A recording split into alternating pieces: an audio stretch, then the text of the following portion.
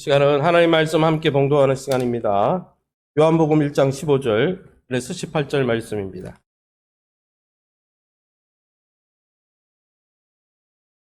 제가 갖고 있는 성경으로는 142면에 나와 있습니다. 요한복음 1장 15절에서 18절 말씀, 저와 여러분이 한 절씩 교독하겠습니다.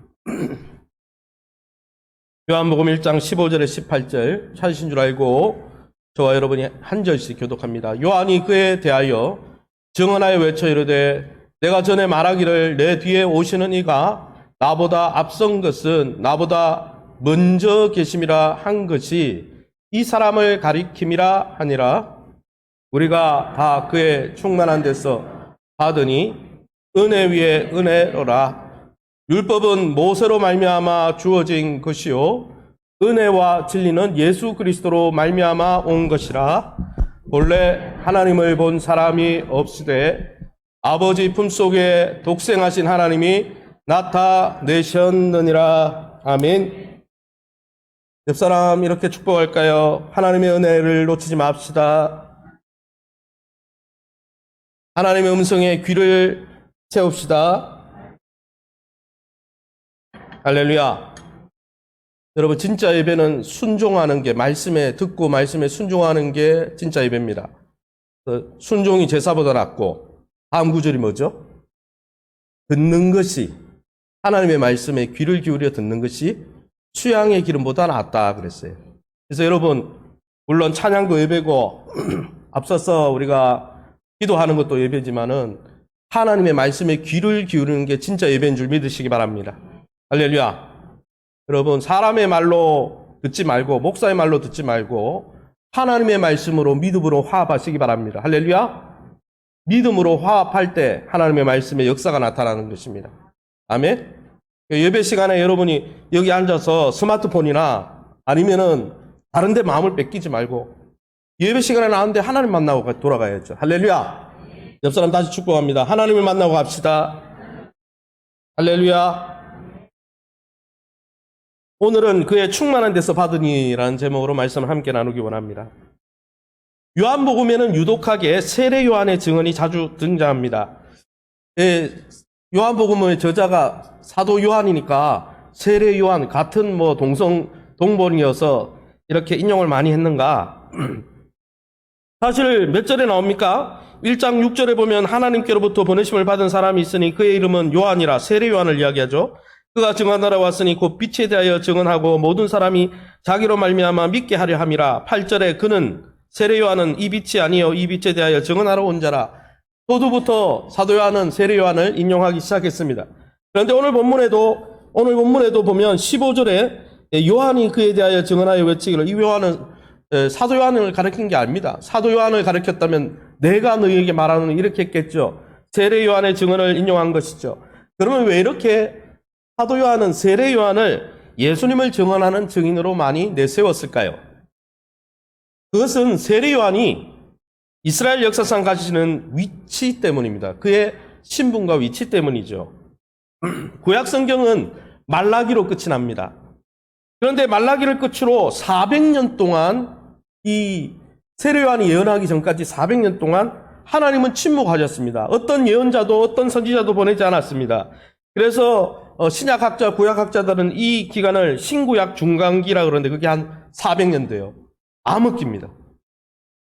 그런데 마지막 구약의 선지자였던 말라기가 누구를 예언했습니까? 내가 나의 사자를 보낼 것이다. 내가 가기 전에 나의 사자를 보낼 것이다. 말라크, 나의 사자라는 뜻이죠. 나의 사자를 먼저 보낼 거다. 누구를 이야기했습니까? 세례 요한을 보낼 것이다 라고 이야기했죠. 400년의 그 긴 암흑기를 뚫고 구약에 말라기에 약속된 마지막 선지자가 등장한 것이죠. 그 선지자가 누구였습니까? 세례 요한이었어요. 그러니까 400년 동안 침묵하다가 갑자기 하나님의 음성이 들리니까, 원래 그렇잖아요. 막 떠들다가 갑자기 조용했는데 누가 그 다음 이야기하면 집중을 하잖아요. 그처럼 갑자기 400년의 그 빈 공간을 뚫고 구약의 마지막 선지자인 이 세례 요한이 설교하고 메시지를 전하자 이스라엘 모든 백성이 그가 메시아인가? 그리고 주목하기 시작했다는 것입니다. 그런데 여러분, 이스라엘 백성이 모두 주목한 이 구약의 마지막 선지자라 할 수 있는 세례 요한이 누구에 대해서 증언했습니까? 자기 자신에 대해서 증언하지 않았습니다. 많은 사람들이 세례 요한에 대해서 주목했지만 정작 세례 요한 자신은 우리 고속도로에 가면 볼 수 있는 표지판처럼 이제 무슨 호텔이 몇백 미터 앞입니다. 이렇게 막 가르치는 표지판처럼 다른 인물을 지목하는 표지판 역할을 했다는 것이죠. 그 인물에 대해서 소개하고 그 인물에 대해서 증언하는 일에 자신의 인생을 다 소비했다는 것입니다. 그러면 여러분, 구약의 마지막 선지자인 세례 요한이 주목한 인물이 누구입니까? 세례 요한, 구약의 마지막 선지자인 세례 요한이 가르치는 곳을 따라 현대를 살아가는 성도와 교회는 누구에게 주목해야 하겠습니까? 첫 번째, 오늘 본문을 통해서 알 수 있는 것은 모든 성도와 교회는 오직 예수 그리스도께 주목하고 그분의 그분께 시선을 놓치지 말아야 한다는 것입니다. 오늘 요한복음 1장 15절 말씀입니다. 같이 읽습니다. 시작. 요한이 그에 대하여 정언하여 외쳐 이르되 내가 전에 말하기를 내 뒤에 오시는 이가 나보다 앞선 것은 나보다 먼저 계심이라 한 것이 이 사람을 가리킴이라 하니라. 이 본문에 보면 본동사가 있습니다. 세례 요한이 예수님에 대해서 증언하여 외쳤다라는 거예요. 증언하여 외쳐서 하는 말이 뭡니까? 바로 이 사람이다. 이 사람에게 주목해라. 내가 아니다. 이 사람을 주목하라 한 것이죠. 그런데 여러분, 세례 요한만 그렇게 이야기했습니까? 사도 요한도 이야기했다는 것이죠. 사도 요한이 뭐라고 이야기했습니까? 성경 본문에 이렇게 돼 있죠. 14절에 우리가 15절 읽기 전에 14절 말씀 우리 한 목소리로, 자막이 없으니까 같이 읽어보겠습니다. 시작. 말씀이 육신이 되어 우리 가운데 거하심에 우리가 그의 영광을 보니 아버지의 독생자의 영광이요 은혜와 진리가 충만하더라. 이 14절에 본 동사는 우리가 보니입니다. 우리가 주목해 봤다는 거예요. 우리가 누구에게 주목해 봤다는 것입니까? 여러분, 사도 요한과 사도들이 누구를 주목했다는 거예요? 예수님의 영광을 주목했다는 거예요. 그런데 뒤에 세례 요한의 증언도 무엇입니까? 보라, 이 사람이다. 이 사람을 주목해야 된다. 라고 똑같이 사도 요한과 같이 똑같은 여러분 주목하라는 말씀을 증거하고 있다는 거예요. 사랑하는 성도 여러분, 그러면 세례 요한이 누구를 지목했습니까? 세례 요한의 삶과 세례 요한의 사역과 세례 요한의 그 설교를 통해서 그는 누구를 가리키고 있는 것입니까? 오늘 본문에 보니 이 사람을 가리킴이라 했는데 그 사람이 누구예요?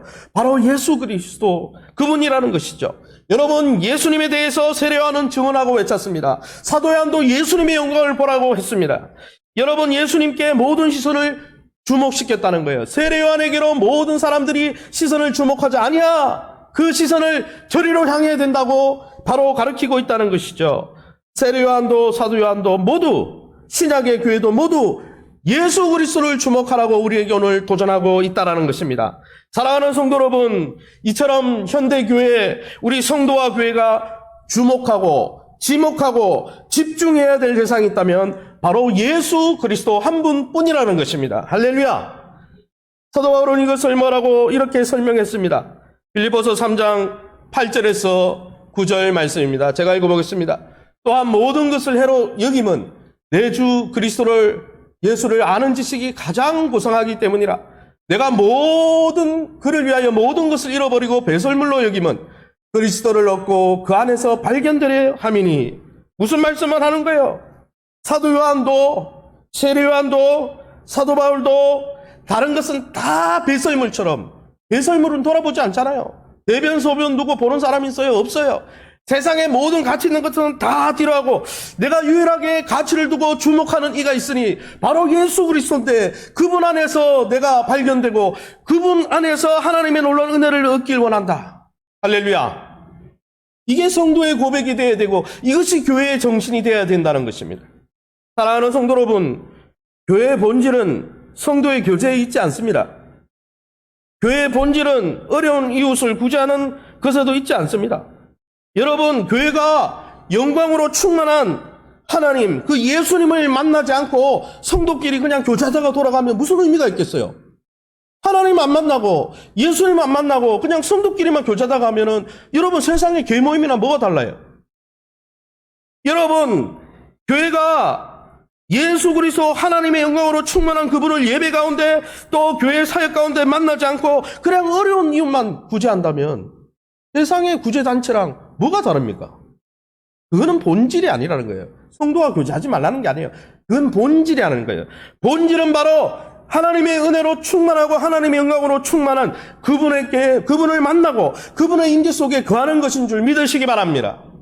왜 본질이 거기 있는 거예요? 사랑하는 성도 여러분, 저와 여러분은 매주 드려지는 이 주일 예배 가운데 영광으로 충만한 예수님 만나고 있습니까?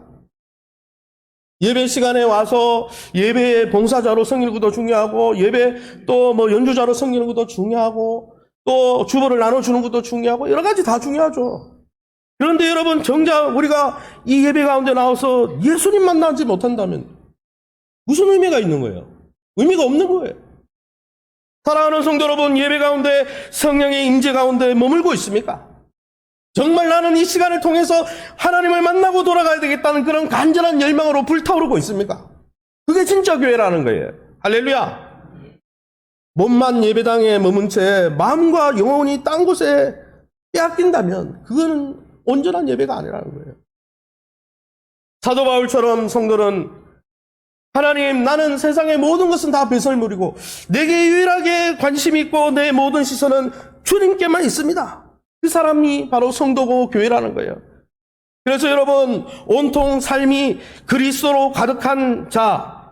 그래서 여러분, 초대교회 때 성도들을 그리스도인이라 누가 불러줬어요? 불신자들이 불렀어요. 저 사람은 툭 치면 손만 건드리면은 예수 이름밖에 안 나오고 예수님밖에 관심이 없고 예수로 충만한 사람이구나. 그러니까 그리스도인, 그리스도께 속한 자.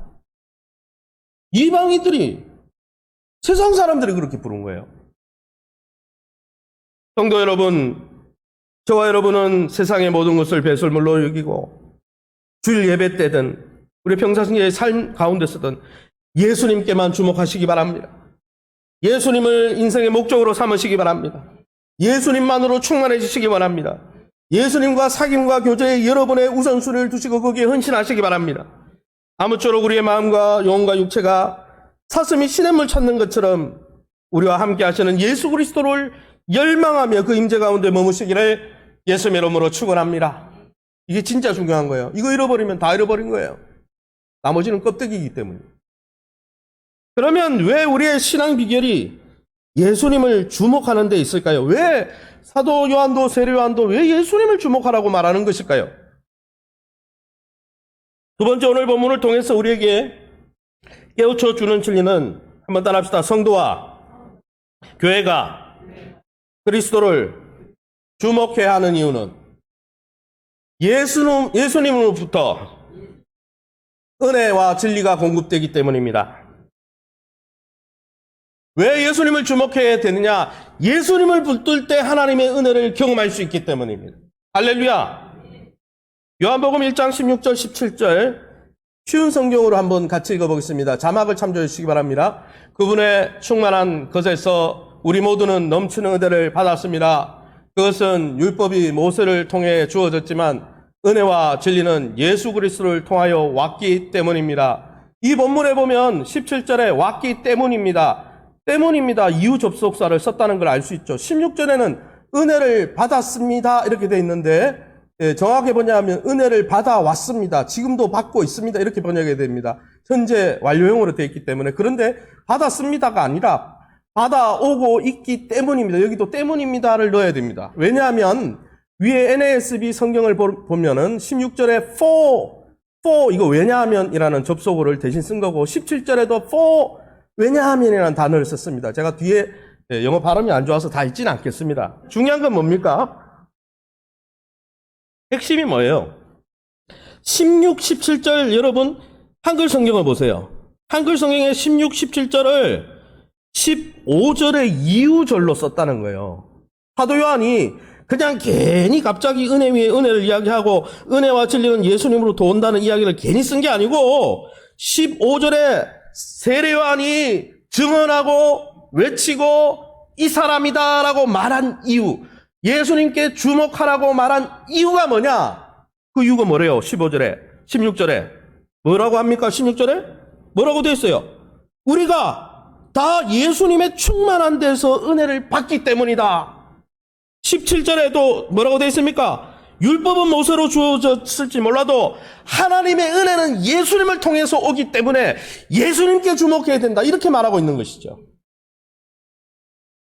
문장의 흐름을 잘 파악해야 돼요. 목사님 자꾸 원어는 왜 쓰냐면은 이 문맥의 흐름을 알아야죠. 뭐 단어 하나, 콩나무 대가리 따로, 줄기 따로 이렇게 이해하면요. 신천지 빠져요. 신천지가 그렇게 하거든요. 사랑하는 성도 여러분, 왜 우리가 예수님께 주목하고 예수님을 일평생 주목하고 자랑하고 그분께만 시선을 맞춰야 되는지 아십니까? 하나님의 영광으로 충만하신 예수님만이 우리에게 은혜를 주시고 우리에게 진리를 부어주시고 우리에게 하나님의 놀라운 선물을 부어주시기 때문이에요. 예수님만이 우리를 도와주실 수 있기 때문입니다. 할렐루야.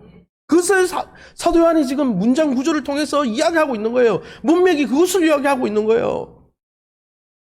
그러기에 사랑하는 성도 여러분, 우리 신자들이 풍성하고 건강하고 행복한 삶을 살기 위해서 예수님을 주목해야 하는 것입니다.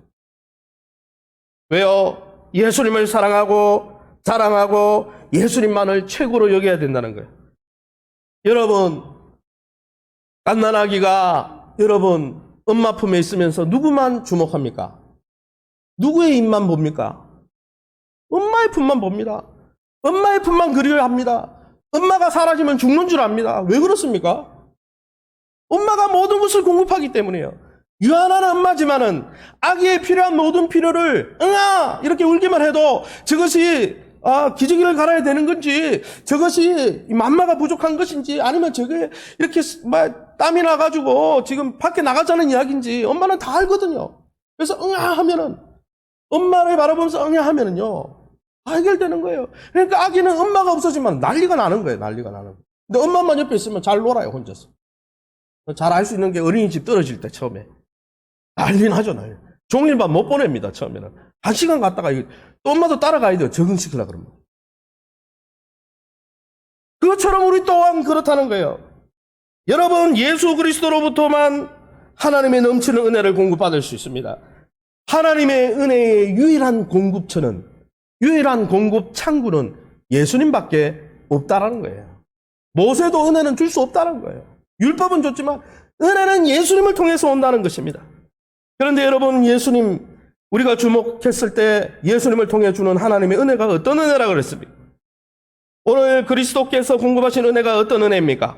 은혜 위에 은혜다 그랬습니다. 우리 16절을 다시 한번 읽어봅니다. 시작. 우리가 다 그의 충만한 데서 받으니 은혜 위에 은혜로라. 우리가 다 받는다 그랬어요.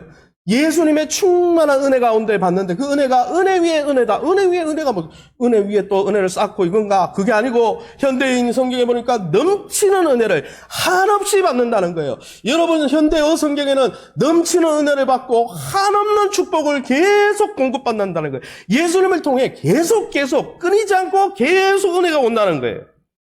사랑하는 성도 여러분, 예수님이 유일한 공급처이자 공급 창구입니다. 그러기에 여러분, 예수님으로부터 공급되는 하나님의 은혜는 넘치는 은혜입니다. 풍성한 은혜입니다. 끊이지 않는 은혜입니다. 계속 공급되는 은혜입니다. 왜 예수님이 계속 공급해 줄 수 있습니까? 성경 16절에 다 그의 충만한 데서 받으니, 여러분, 예수님은 은혜를 공급하시는 분인데 충만한 분이라고 그랬어요. 성경의 몇 절 말씀입니까? 14절 말씀에 은혜와 진리가 충만하더라. 16절에 바로 이어서 그의 충만한 데서 받으니, 여러분, 충만이 무슨 뜻입니까? 고갈되지 않는다는 거예요. 엄마는 여러분 자녀를 도와줄 때 자기가 갖고 있는 부동산, 재산 한도 안에서만 도와줄 수 있어요. 빚내가는 못 도와주는 거예요. 그러나 하나님은요, 하나님의 은혜의 창구 되신 예수님은 고갈되지 않는다는 거예요. 우리가 아무리 청구해도, 어제 청구하고 오늘 청구하고 내일 청구하고 계속 청구해도 고갈되지 않고 계속 주신다는 거예요.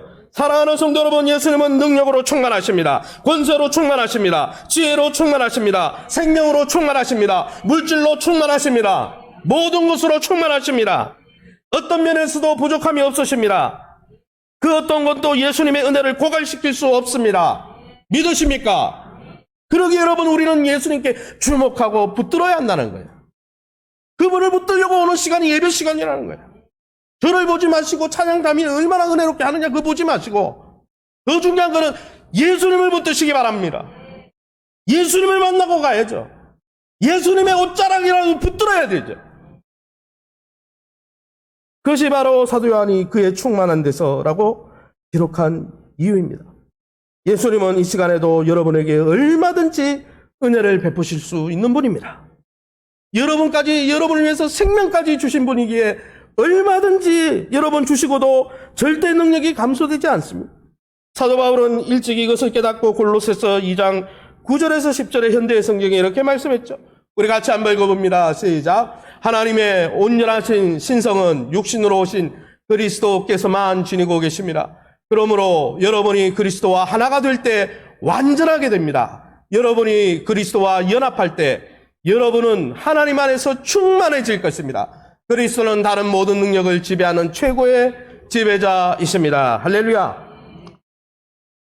여러분, 하나님의 모든 영광과 신성이 예수님 안에 있고 예수님은 그 은혜와 진리로 충만하시기에 예수님과 연합하고 예수님을 붙들고 예수님과 믿음으로 화합할 때 예수님 안에서 우리는 완전하게 되고 하나님의 은혜로 충만하게 된다고 사도 바울이 가르치고 있잖아요. 사도 바울도 세례 요한도 사도 요한도 그래서 예수님을 주목하라는 거예요.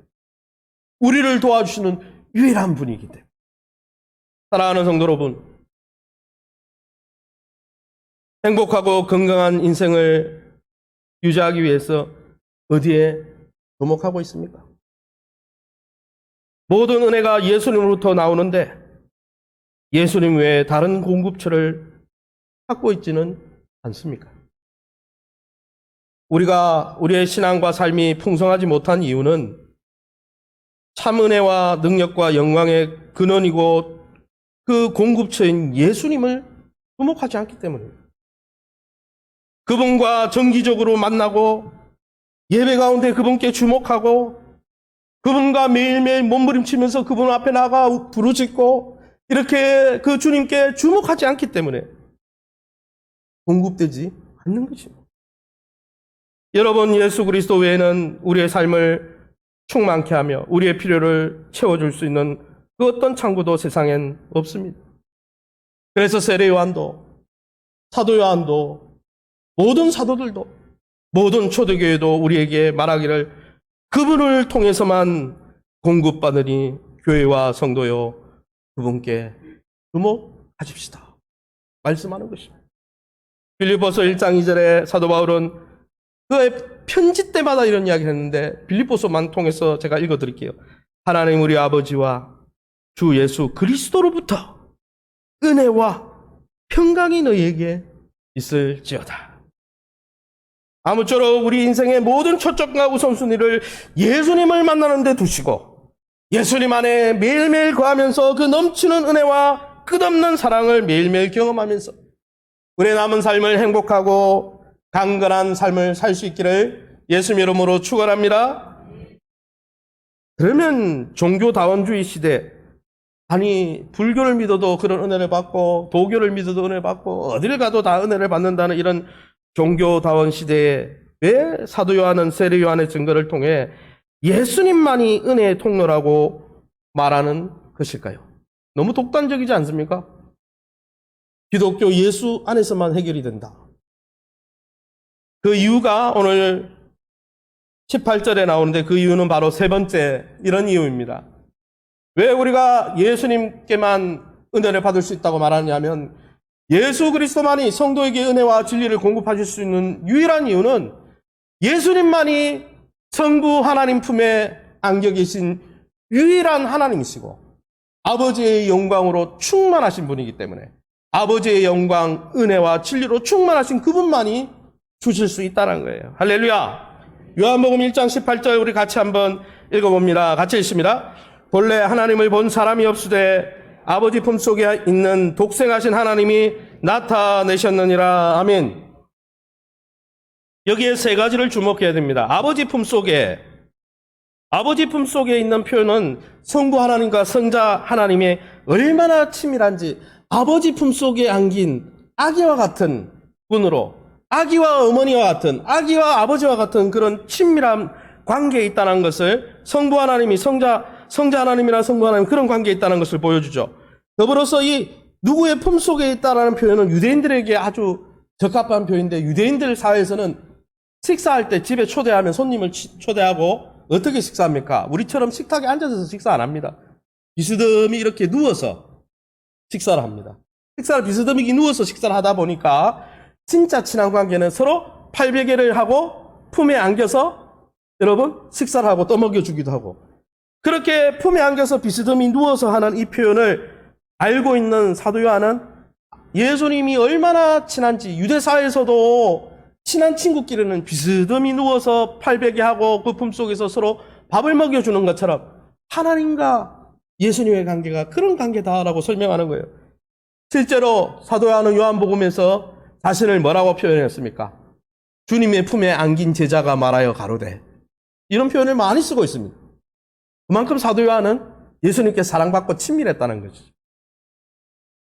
그것을 요한복음 1장 1절에서 2절에 이미 예수님과 성부 하나님과의 관계를 이렇게 묘사했습니다. 현대어 성경으로 제가 읽어보겠습니다.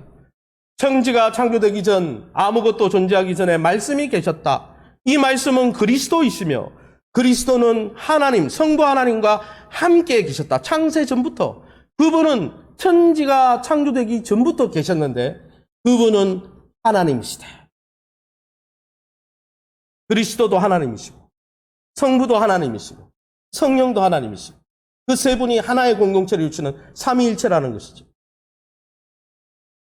사랑하는 성도 여러분, 그래서 여러분, 하나님의 은혜는 예수님으로부터 공급될 수밖에 없는 게 예수님만큼 하나님과 친밀한 존재가 없기 때문이에요. 게다가 뭐라고 이야기하고 있습니까? 아버지 품속에 있는 예수님을 뭐라고 표현했습니까? 독생하신 하나님이다, 이렇게 했어요. 이거 예수님을 표현하는 거죠. 요한복음 1장 18절에 여러분 다시 넘겨주시면 그 전 장면으로, 여러분 독생하신 하나님, 그래서 이 독생하신 하나님은 원문을 직역하면 유일하신 하나님이라는 거예요.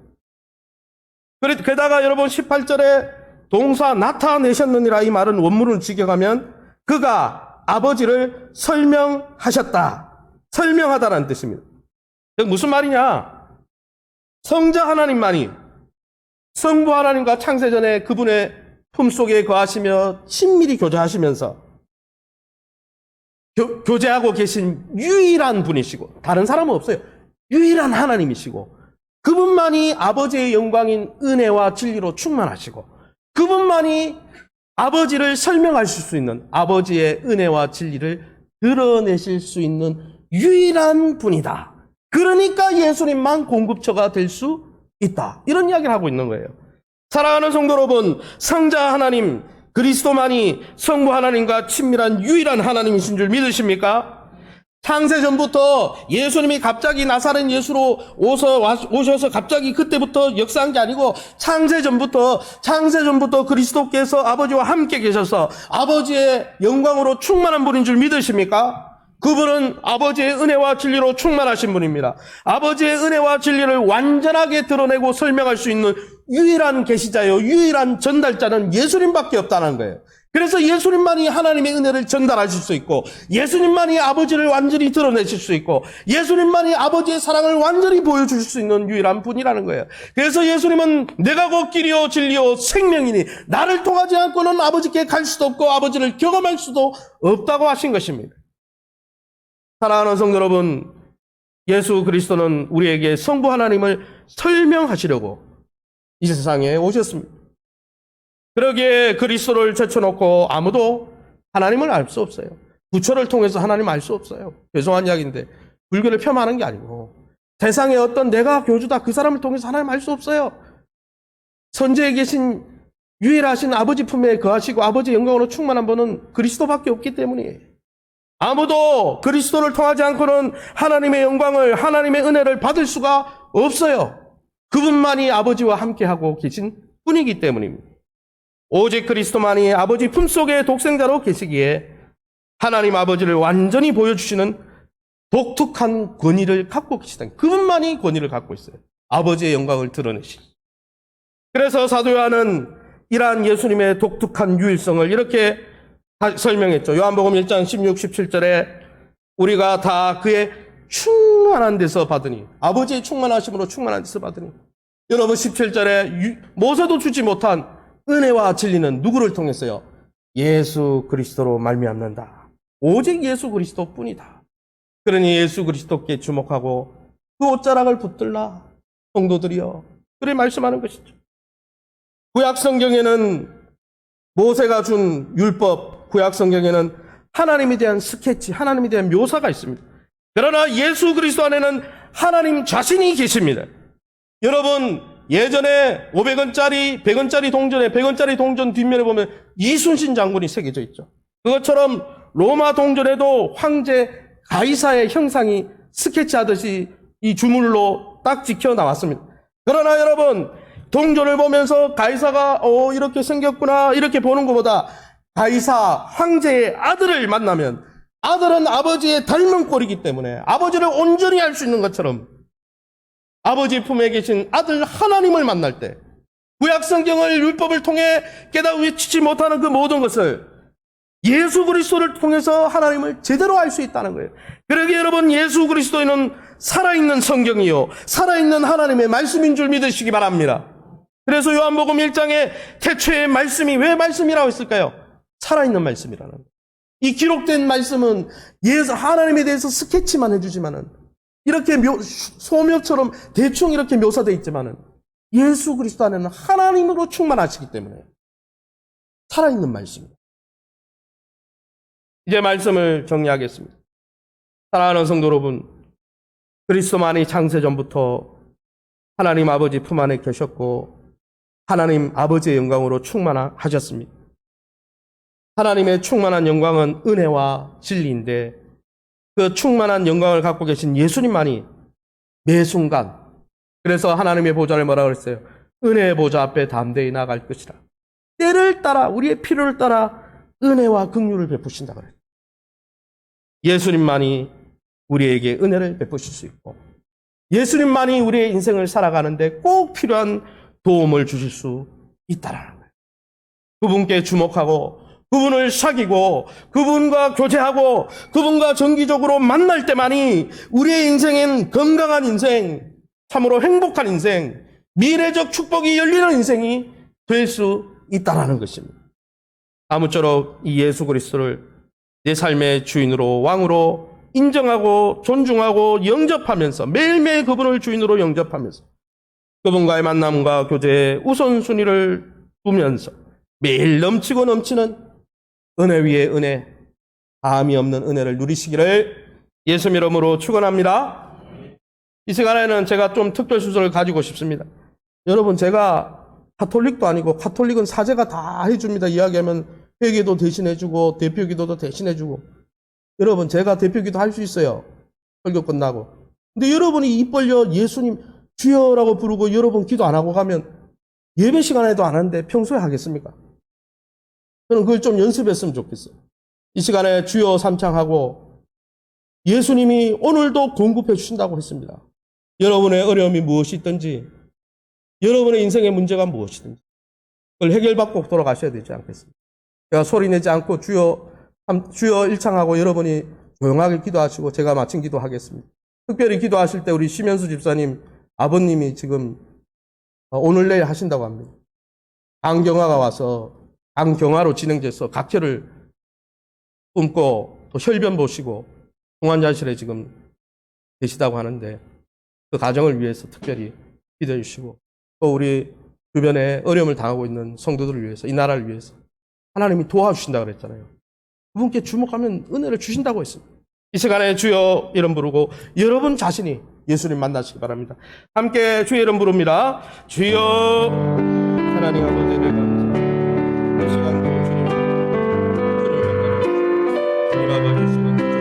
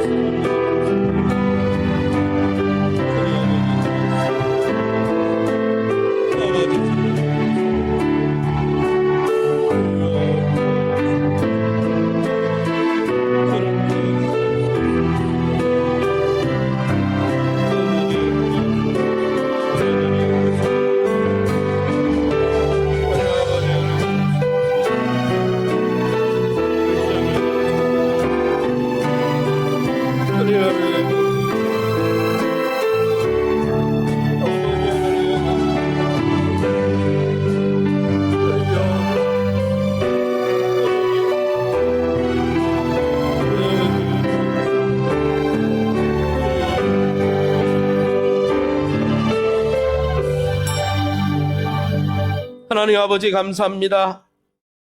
우리가 하나님 앞에 나갈 자격도 조건도 사랑을 받을 만한 어떤 행위도 하지 않았지만은 우리를 사랑하시는 그 사랑 가운데 우리가 알아보지도 못하고 존중하지도 않던 우리를 빛으로 찾아오시고 성육신하셔서 우리 가운데 거하시고 그것을 믿는 자마다 내가 너를 도와주리라. 때를 따라 너의 필요를 따라 도와주되 너의 죽음의 문제, 죄의 문제뿐 아니라 이 땅에 살아가는 모든 문제 가운데마다 내가 너를 도와주리라. 내가 너의 아버지 강한 팔이 되어 주리라. 너를 돕는 자가 되어 주리라. 말씀해 주시니 감사합니다. 주님 앞에서는 그날까지 하나님 우리의 시선과 우리의 아버지 모든 열정이 주님께 향하게 도와주시고 우리를 도와줄 수 있는 유일한 분이 주님밖에 없음을 깨닫고 매일매일 주의 보좌 앞에 나아가 때를 따라 하나님의 은혜와 긍휼과 평강을 누릴 수 있도록 영안을 열어주시고 영적 귀를 열어주시고 영적 입술을 열어 주시옵소서. 특별히 하나님 김현조 집사님 아버님이 박혈하시면서 또 강경화로 고통 가운데 있다고 합니다. 생사화복을 주장하시는 하나님 친님께 주님께서 간을 만져주시고 간세포를 새롭게 창조해주시고 죽은 세포들이 변하여 살아나게 도와주시되 제 대신 화관으로 슬픔 대신 희락으로 바꾸어 주옵소서. 주님의 뜻과 계획이 어디 있는지 알지 못하지만은 주님이 하시면 되겠사오니 주님이 역사하여 주시옵소서. 주님이 긍휼히 여겨 주시옵소서. 주님이 우리를 불쌍히 여겨 주시옵소서. 우리 가운데 주님의 영광을 보여 주시옵소서. 특별히 오늘도 주님의 전에 나오면서 여러 가지 세상의 어려움과 고통과 고난과 염려와 근심과 두려움으로 가득한 성도님들을 주님 이 시간 만져 주시옵소서. 찾아가 주시옵소서. 내가 너를 도와주리라. 내가 너의 필요한 것들을 꼭 채워주리라. 내가 내 생명까지 아끼지 아니하고 너를 위해 조건만 내가 무엇을 주지 않겠느냐. 말씀해 주시니 감사합니다. 그 주님 붙들고 하나님 앞에 외치는 자마다 부르짖는 자마다 하나님의 선하심을 주님의 영원한 그 인자하심을 경험하게 도와주시되 하나님의 성품대로 일하여 주시옵소서. 모든 영광 하나님께 돌려드리며 예수 이름으로 기도합니다. 아멘. 이 시간에 우리 찬송 드리면서 준비하신 예물 하나님 앞에 올려드립니다.